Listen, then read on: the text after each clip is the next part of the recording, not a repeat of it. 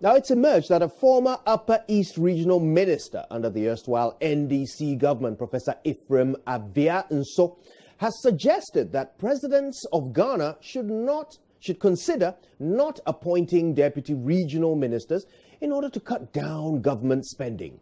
Speaking at a roundtable discussion held at Bolgatanga in the Upper East region on the relevance of deputy regional ministers in Ghana, Professor Nso said some of the deputy regional ministers appointed both in the past and present governments did not bring much to the table, describing them as terrible correspondents. Albert Sore reports. The primary role of the deputy regional minister in Ghana is to assist the regional minister in the performance of his or her functions. The deputy regional minister can act in the absence of the minister, but only when directed by the minister to do so.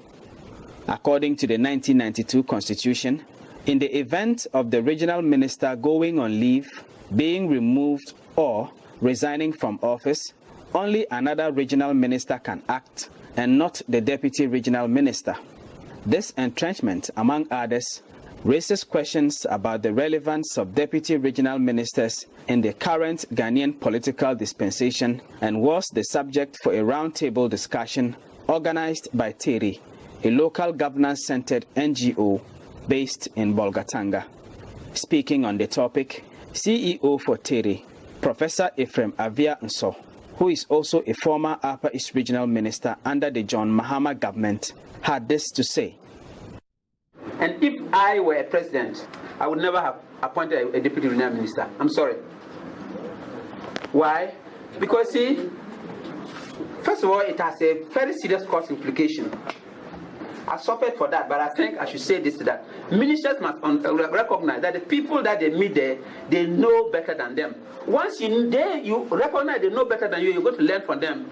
We have no business bringing a deputy minister. That has been a position because the cost component, I mean, you count 10 of them.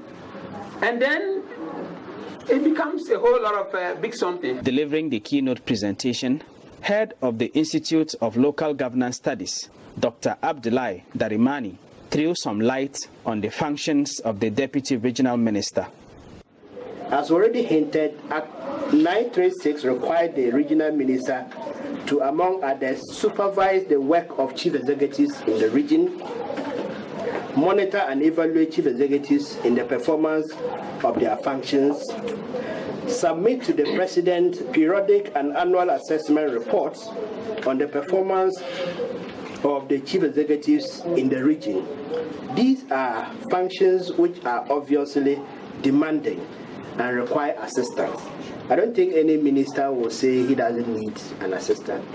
Section 1871 of Act 936 states that a regional coordinating council consists of A, the regional minister, and the deputy or deputies. He said some measures could be put in place to further strengthen the functions of deputy regional ministers to make them more effective. The program, funded by the Robert Bosch Foundation of Germany, was attended by local government workers, civil society organizations, chiefs, political party representatives, and the media. Some of them shared their thoughts on the relevance of deputy regional ministers in local governance in Ghana. I think that the existence of the position, to me, is relevant. But the problem is the two powerful people, the president and the minister, who determine what the deputy minister should do. That is what is creating the problem. And in most instances, most of the deputy ministers don't do anything. They go to their offices and they read newspapers.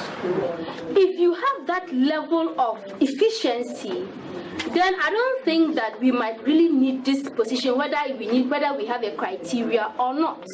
Because then that position would be more of just playing the political role, which probably can be 2 days and 3 days to serve your people. For Joy News, Albert Sori, reporting from Bolgatanga. Well, let's take you to the